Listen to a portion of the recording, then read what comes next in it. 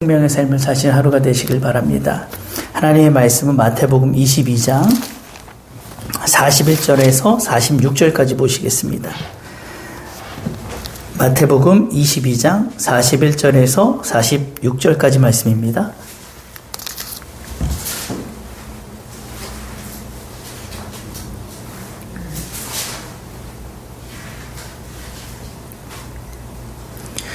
우리 다 같이 한 목소리로 합독을 하시겠습니다. 시작. 바리새인들이 모였을 때에 예수께서 그들에게 물으시되 너희는 그리스도에 대하여 어떻게 생각하느냐? 누구의 자손이냐? 대답하되 다윗의 자손이니이다. 이르시되 그러면 다윗이 성령에 감동되어 어찌 그리스도를 주라 칭하여 말하되 주께서 내 주께 이르시되 내가 내 원수를 내 발 아래에 둘 때까지 내 우편에 앉아 있으라 하셨도다 하였느냐. 다윗이 그리스도를 주라 칭하였은즉 어찌 그의 자손이 되겠느냐 하시니 한마디도 능히 대답하는 자가 없고 그날부터 감히 그에게 묻는 자도 없더라. 아멘. 고난주간 둘째 날은 성전 청결의 날이라 부르고 셋째 날 화요일은 변론의 날이라고 부릅니다. 둘째 날의 일과 셋째 날의 일의 이 연관성을 생각해 보면 왜 성전 청결 후에 변론이 있게 되었는지를 짐작할 수가 있습니다. 예수님이 성전에서 교권을 가진 사람들의 이 부정부패를 건드렸기 때문에 그들이 가만히 물러서 있을 리가 없었겠죠. 그래서 그들은 주님에게 올무에 걸릴 만한 질문들을 하고 예수님은 지혜롭게 답변을 하시는 것을 우리가 볼 수가 있습니다. 화요일에 있었던 논쟁들을 살펴보면 먼저는 예수님의 이 권위에 대한 논쟁을 시작으로 해서 가이사에게 세금 바치는 문제에 관한 논쟁을 하셨고요. 사두인들과의 그 부활에 관한 논쟁, 그리고 율법의 계명주 첫째 가는 계명에 관한 논쟁과 그리스도와 다윗의 오늘 본문 말씀같이 그리스도와 다윗의 자손에 관한 논쟁 등을 하신 것을 볼 수 있습니다. 예수님께서 이 모든 질문에 대해서 지혜롭게 대답하는 것을 보고 그 후에는 감히 더 이상 묻는 자가 없었다라고 그렇게 성경 기록하고 있습니다. 그리고 나서 예수님께서 성전을 나가셨고 제자 중 하나가 이 성전 돌들과 건물들이 어떻게 되는지에 대해서 묻고요. 주님은 돌 하나도 돌이 남지 않고 다 무너뜨려 지리라고 대답을 하십니다. 그리고 예수님이 제자들과 함께 감람산으로 올라가 성전이 보이는 곳에서 앉아 이제 쉬고 계실 때에 제자들이 또 묻습니다. 어느 때에 그러한 일이 이루어지겠으며 어떤 징조가 있겠습니까? 바로 그때 주님이 이제 말세에 관한 감람산 설교를 하셨는데요. 이상과 같은 내용이 바로 셋째 날 화요일에 이루어진 사건입니다. 이와 같이 화요일에 있었던 여러 논쟁들 가운데 지금 함께 읽은 그리스도의 존재에 관한 논쟁에 대해서 우리가 한번 생각을 해봤으면 좋겠습니다. 오늘 본문에서 예수님이 바리새인들에게 물으셨죠. 너희는 그리스도에 대하여 어떻게 생각하느냐. 자, 이 질문은 당시 사람들이 그리스도에 대해 뭔가 잘못 알고 있다는 것이겠죠. 또 이 질문이 아주 중요하다고 볼 수가 있습니다. 우리에게도 그리스도에 관한 이 질문은 너무나도 중요하고 구원과 직결된 그런 진리입니다. 오늘 우리가 이 본문 내용을 잘 깨닫고 예수님의 질문에 대해 우리 또한 잘 대답할 수 있기를 바랍니다. 당시 율법학자 사두개인 바리새인들이 각자 자기 나름대로 준비한 이 질문으로 예수님께 총공세를 가합니다. 그러나 예수님의 이 신비한 지혜와 답변에 번번이 망치로 얻어맞은 듯한 이 충격을 받고 논쟁에서 아주 참패하고 물러나게 되죠. 그리고 오히려 예수님께서 반대로 이렇게 질문하세요. 너희는 그리스도에 대하여 어떻게 생각하느냐? 누구의 자손이냐? 자, 이 질문은 단지 바리새인들의 입을 막아 꼼짝 못하게 하는 최후의 일격을 가하시는 것이 아니에요. 그런 의도가 아니라 그리스도에 대한 중요한 진리를 나타내시려는 데 그 의도가 있으셨어요. 한편 예수님을 거부하는 이들의 근본적인 문제가 무엇인지를 드러내려는 의도가 있으셨던 거죠. 바리새인들은 너무나 뻔한 이 예수님의 질문에 아주 쉽게 대답을 합니다. 다윗의 자손입니다. 이스라엘 사람들로서요, 종말에 오실 그리스도가 다윗의 족보에서 올 것을 모르는 사람은 아무도 없었어요. 예수님께서 다시 묻습니다. 그러면 다윗이 성령에 감동되어 어찌 그리스도를 주라고 불렀느냐. 그러시면 이제 다윗의 시편 110편 1절을 언급을 하시는데요. 주께서 내 주께 이르시되 내가 내 원수를 내 발 아래 둘 때까지 내 우편에 앉아 있으라. 자, 이 시편은 그리스도께서 이스라엘의 원수들을 제압하고 영원한 왕이 되실 것에 대한 예언시로 모두에게 잘 알려져 있는 이런 시편이죠. 거기에 보면은 뭐라고 나와 있냐면 주께서 내 주께 말씀했다라고 말합니다. 두 분의 주가 나오죠. 이것을 바꿔 읽으면 여호와 하나님께서 그리스도 나의 주께 이르시되라고 이렇게 되는 겁니다. 성경은 분명히 그리스도가 다윗의 후손에서 온다고 했어요. 그런데 다윗의 자손은 다윗 자신이 성령에 감동되어서 자기 후손인 그리스도를 보고 내 주여라고 불렀다는 것이죠. 어찌 까마득한 선조 할아버지가 천년 뒤에 태어날 자기 손자를 향해 내 주여라고 불렀냐는 거예요. 그리스도는 분명히 다윗의 후손이어야 되고 한편 다윗의 주님이라는 것인데 이게 어떻게 성립될 수 있는지 설명해 보라는 것입니다. 45절에 보면 다윗이 그리스도를 주라 칭하였은즉 어찌 그의 자손이 되겠느냐. 이 말씀에 그들이 어떻게 대답할 수 있겠습니까? 아무도 대답 못할 뿐만 아니라 그날부터 감히 예수님을 검증해 보겠다고 이렇게 물으러 나오는 사람이 없었다고 말합니다. 자, 우리는 감사하게도요, 예수님의 질문에 대해 정답을 알고 있습니다. 예수님이 인간으로서는 다윗의 족보를 따라 베들레헴에서 태어나셨지만 이미 선지하신 하나님인 시기에 그것이 가능한 거죠. 그런데 바리새인들은 그 사실을 알 수가 없었던 겁니다. 왜 바리새인들은 구약 성경 구석구석에 이렇게 기록해 놓은 이 그리스도에 대해 알지 못했을까요?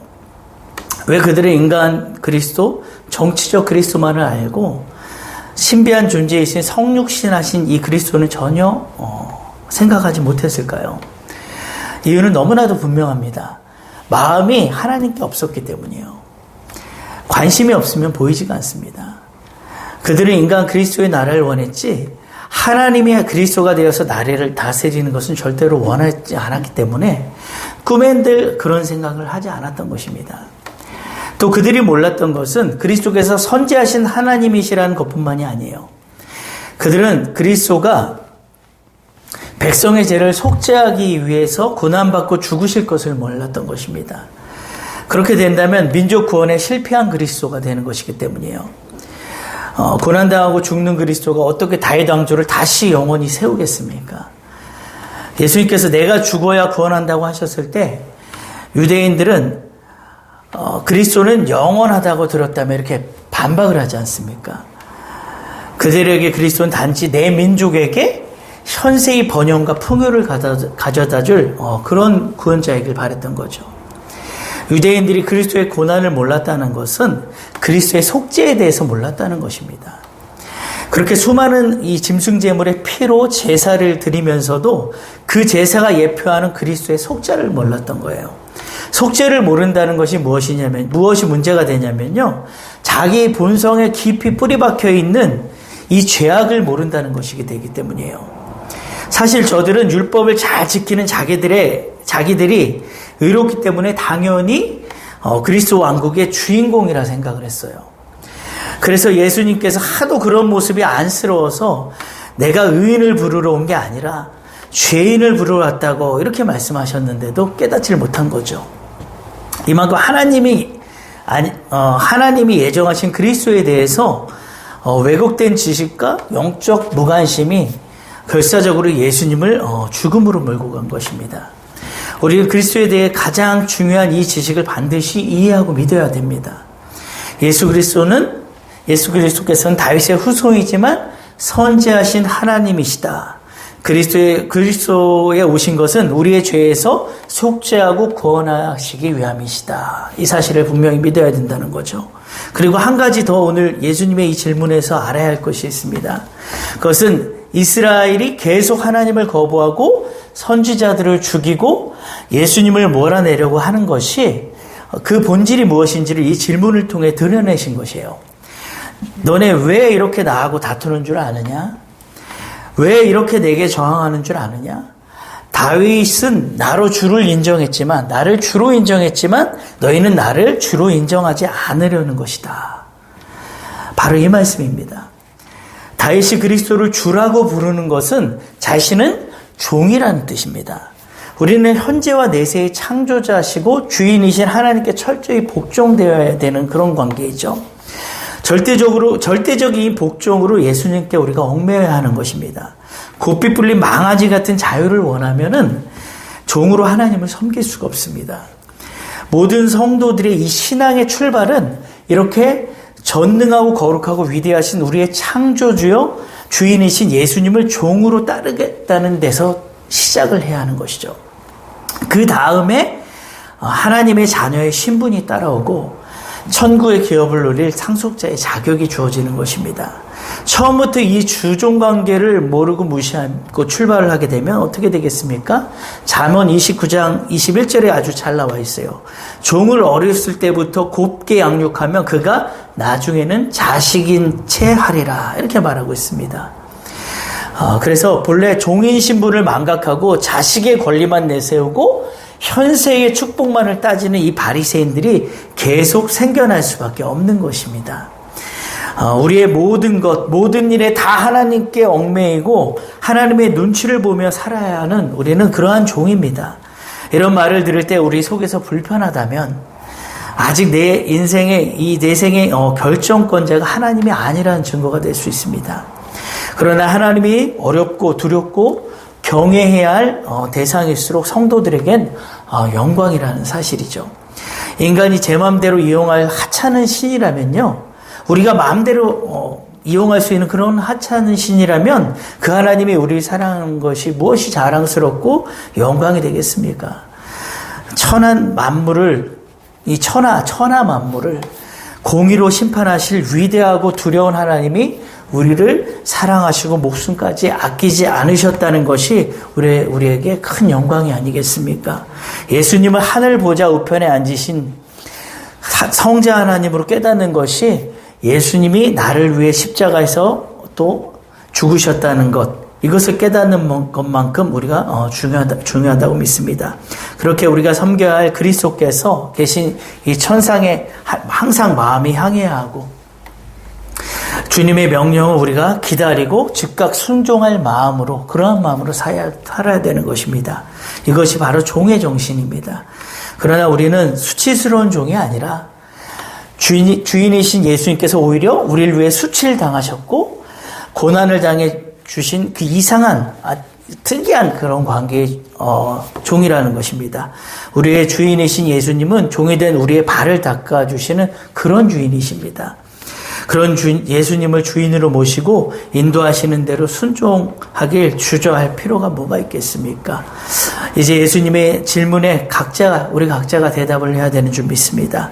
너희는 그리스도에 대하여 어떻게 생각하느냐? 너희는 나에 대해 어떻게 생각하느냐? 이 질문에 다윗처럼 깨닫고 대답하시길 축복합니다. 예수님은 전능하고 위대하고 위엄과 영광으로 다스리시는 그런 하나님이십니다.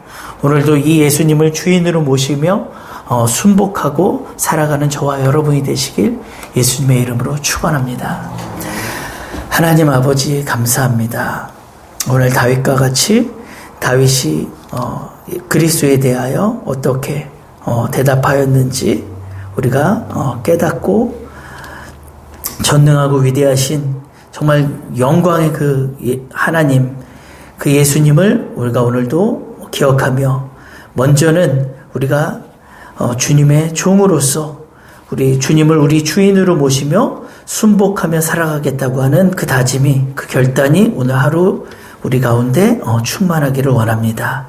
오늘도 오직 이 주종 관계가 바르게 우리 안에 정립되고 그 후에 정말 우리에게 자녀로서의 또 놀라운 그 특권을 주신 그 은혜를 기억하며 하나님 안에서 감사하며 살아가는 그러한 하루가 되게 하여 주시옵소서.